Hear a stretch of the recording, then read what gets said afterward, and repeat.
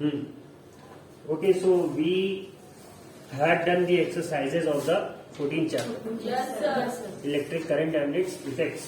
हो गया था? Yes, sir. उस चैप्टर में कोई डाउट क्लियरिंग सेशन अभी नहीं हुआ है शायद? No, sir. अच्छा, तो हम उसे ऑर्गेनाइज करेंगे. इन द मीन टाइम हमारे पास जो वीडियो रिसोर्स अवेलेबल है उसमें देखेंगे कि इस चैप्टर के लिए हमारे पास क्या है. तो एक रिवीजन भी हो जाएगा हमारा, और अगर किसी का कोई डाउट होगा तो वो भी हम क्लियर कर लेंगे. Okay sir.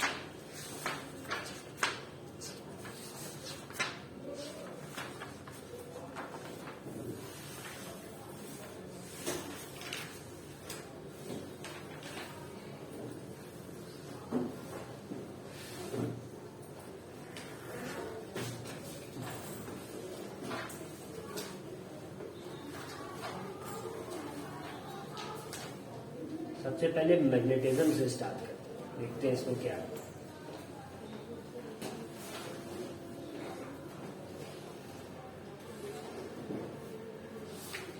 तो अभी तक मैग्नेटिज्म के बारे में हमने जो पढ़ा था वो क्या था कि इलेक्ट्रिक करंट जिस वायर या जिस कंडक्टर में फ्लो करता है उसके चारों Hello ओर friends, एक this मैग्नेट video on जैसा, electric current and उसके चारों ओर एक मैग्नेट के जैसी फील्ड बन जाती है. ठीक है. And the way a magnet attracts small iron objects towards itself, तो उसी तरह से वो वायर भी उसे अट्रैक्ट करने लगता है. Based on the same concept we create what an electromagnet, वो जो एक एक्टिविटी थी. ठीक है.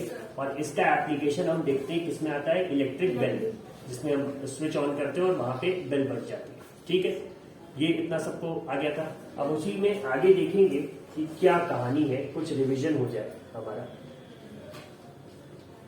is capable of producing heat. So now we will see that the same current is also capable of producing the effect that a magnet produces. So what comes to your mind when you think of magnets? So maybe something like this. Maybe a magnet attracting iron nails. That's a very common thing that comes to your mind. Whenever you take the magnet closer to the nails, they all tend to get attracted to the magnet. You might think of the fridge magnet. So you remember in your childhood or even maybe now also you do these things. You have beautiful fridge magnets and you put them on the fridge and it changes the appearance of the fridge. You can also think of the magnetic doors.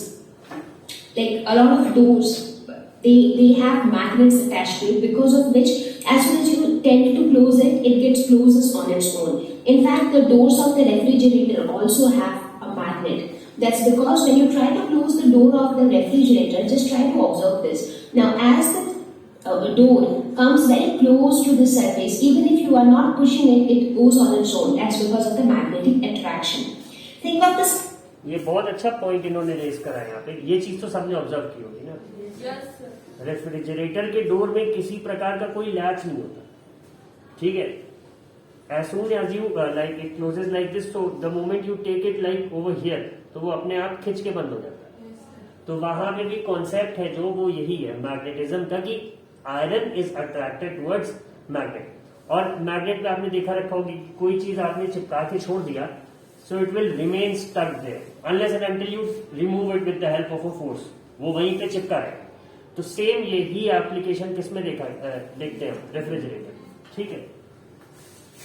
Screwdriver, which has a magnetic tip. Now why does it have a magnetic tip? Because normally a screwdriver has to deal with nails and nails get attracted to magnets, so it becomes easier to handle nails with a magnetic tip. अब देखो ये भी बहुत अच्छा point है. जिस screw driver, जिसको हम लोग अपने नॉर्मल लैंग्वेज में पेंच कस करते हैं, क्योंकि इसका काम क्या है, पेंच को कसना. ठीक है. Suppose this is a plastic surface. अक्सर आपने टॉयज में, टॉय कार में या बाकी चीजों में देखा होगा कि जो होल्स होते हैं उसमें स्क्रू होता है. ठीक है. तो अब suppose it's a horizontal surface और इसमें स्क्रू थोड़ा अंदर जाके टाइट है, से deeper than this an inch. तो आपने जब उसे टाइट करा या खोला, अब वो बाहर नहीं आ रहा. तो अगर कोई हैंडी डिवाइस है तब तो ठीक है, हमने उस डिवाइस को ऐसे किया तो वो बाहर आ गया. ठीक है. बट इतने बड़े बोर्ड को अगर हमें ऐसे करना हो तो प्रॉब्लम हो. ठीक है, कितना आप निकाल के गिराएंगे। So there this magnetic tip comes in handy, ये उस स्क्रू को खोल के वो उसकी टिप पे क्या होगा, चिपक जाएगा। And when you bring out the screw driver, तो जो स्क्रू है वो उसी से चिपक के क्या आ जाएगा, बाहर आ जाएगा। तो इसीलिए इसका टिप क्या होता है, मैग्नेटिक होता है। The metro trains, if you have ever observed it or experienced it, the doors of your metro trains, so they have also magnetic effect. That's why they open and they close this on their own. So now when it comes to magnetic effects, we actually need to tell you that how electricity and magnetism were linked together, because here we are going to talk about that as electric current flows through a wire, a magnetic effect is produced. So basically we are trying to connect these two different subjects. One is electricity, the other one is magnetism. So it was found that these two were very, very closely related. So what it is trying to say is, if you think of electricity, what can you think of? Maybe a bulb connected in a circuit to the battery, and then what happens? The bulb starts glowing because electric current is flowing through the circuit. So that is electricity. And when you think of magnetism, it is like the nails are getting attracted towards the magnet. Why? Because in the region around this magnet, there is a force which exists. And all these nails, they can experience that force, and because of which they get attracted. So that is magnetism. Now, Oersted was the first scientist who observed that an interrelation exists between electricity and magnetism. Now, when he was the first one to perform an experiment which showed that even in a scenario like this, where electric current is flowing through a wire, where there is no magnet at all, so only this scenario, even in this case, there is a magnetic field that is created around this current carrying wire. So basically, this current carrying wire behaved like a magnet. So that was what was proved by Oersted in his experiment. And that's why his experiment became very popular, because during that time, nobody ever thought that electricity and magnetism could be related in any way, because both of these appear to be two different aspects of studies.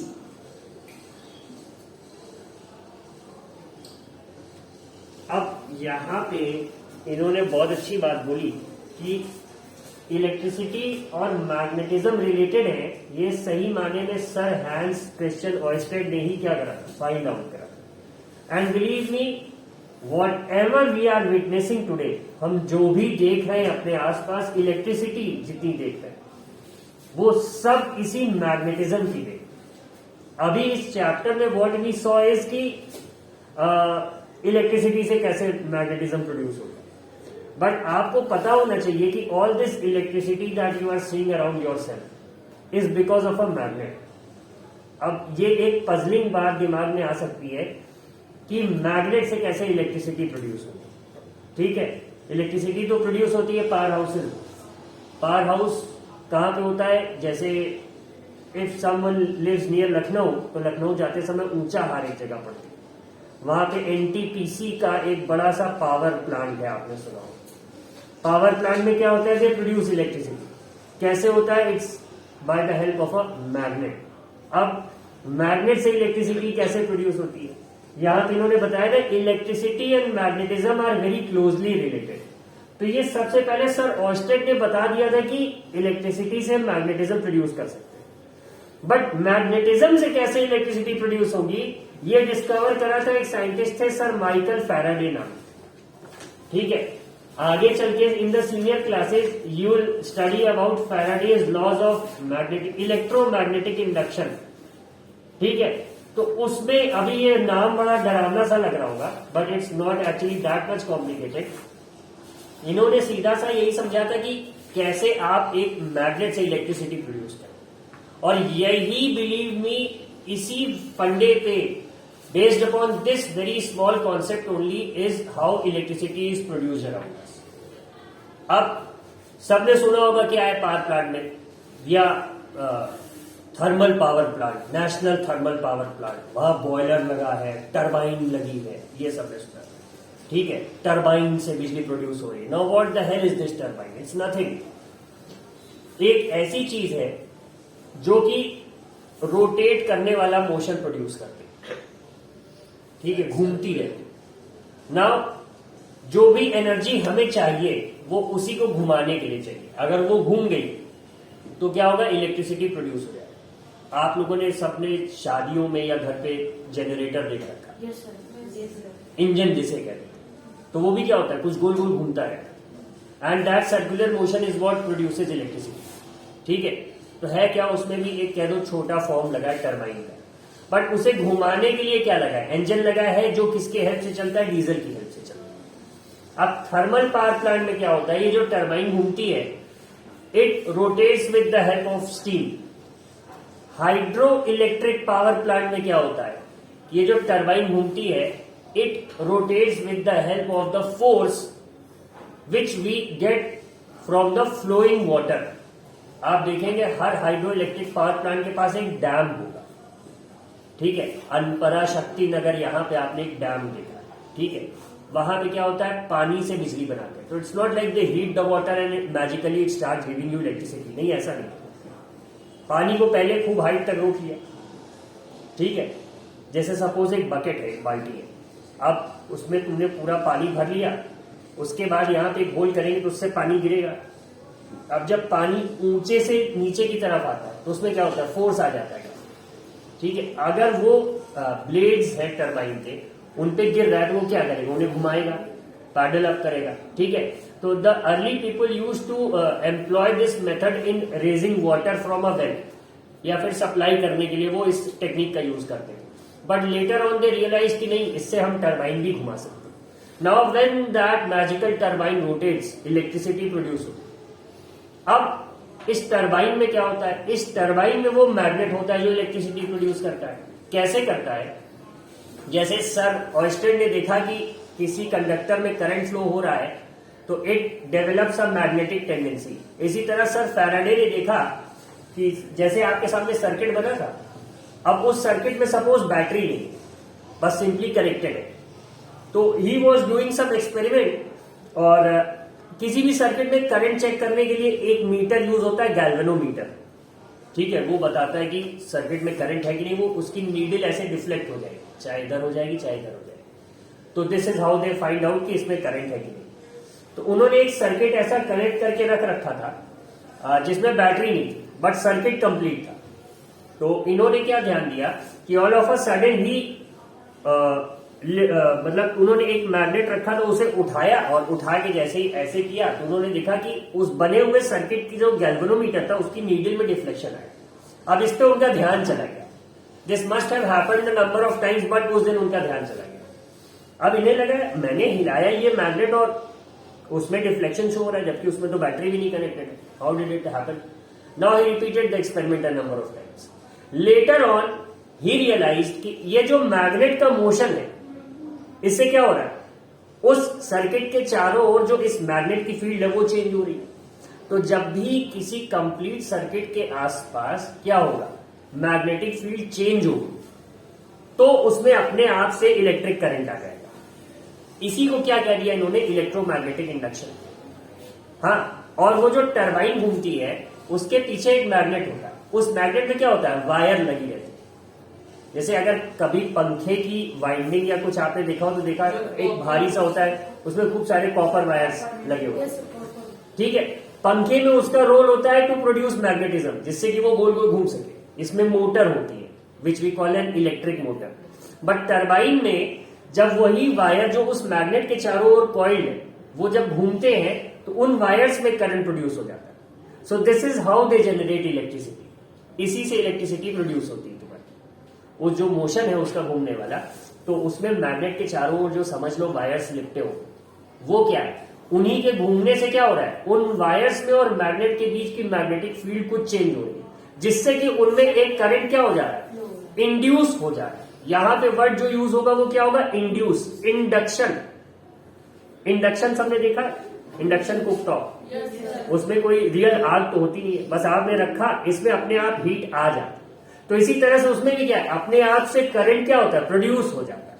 So this is how electricity is produced. और आज जो भी human kind का आप progress देख रहे हो, ये इलेक्ट्रिसिटी के बिना तो पॉसिबल था नहीं। तो कौन रिस्पॉन्सिबल हुआ इसके लिए, एक सर ऑयस्टेड और दूसरा सर माइकल फैराडे। जिन्होंने समझा कि नहीं, हाँ इलेक्ट्रिसिटी हम ऐसे प्रोड्यूस कर सकते हैं, वरना कितनी बैटरियां आप लगा देते। सोलर एनर्जी तो बाद में आई है, दे रियलाइज्ड इट लेटर ना। तो यहां इंडिया में क्या है कि टू रोटेट दैट टर्बाइन हमारे पास रिवर्स मान लो है, बट उतनी नहीं।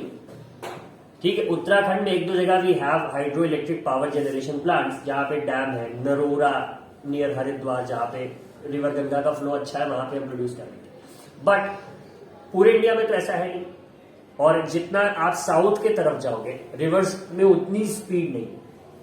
तो यहां पे देखा गया कि we have a lot of coal के रिजर्व बहुत। तो इन्होंने कहा ठीक है, हम एक काम करते हैं, हम उस कोल को जलाएंगे जिससे हीट प्रोड्यूस होगी।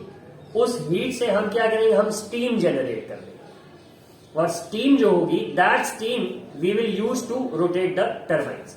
इसीलिए कौन सा प्लांट होता है, thermal power plant. The word steam में फोर्स होता है, जैसे कुकर होता है, कुकर में जब सीटी आती है देखो, वो उस भारी सी सीटी को भी उठा देता है। तो ये भी किसी ने ऑब्जर्व किया कि steam has a lot of force with it.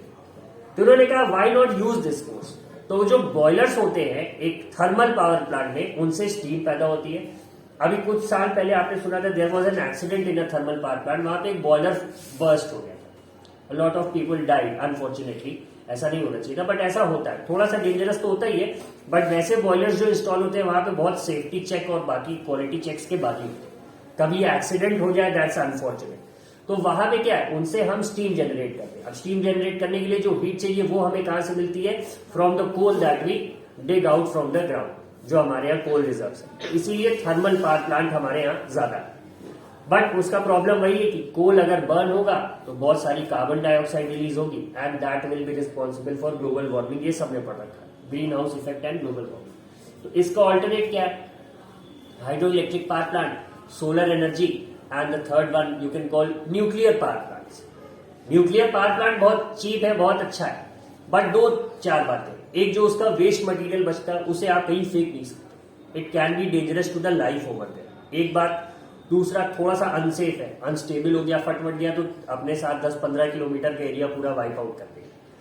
ठीक है, और तीसरा कह दो कि एनवायरमेंटल कंसर्न्स ही है, नहीं environmental and safety concerns. Otherwise it's a very nice way to generate electricity. वहां पे भी यूज स्टीम कहीं करते हैं, दे यूज स्टीम टू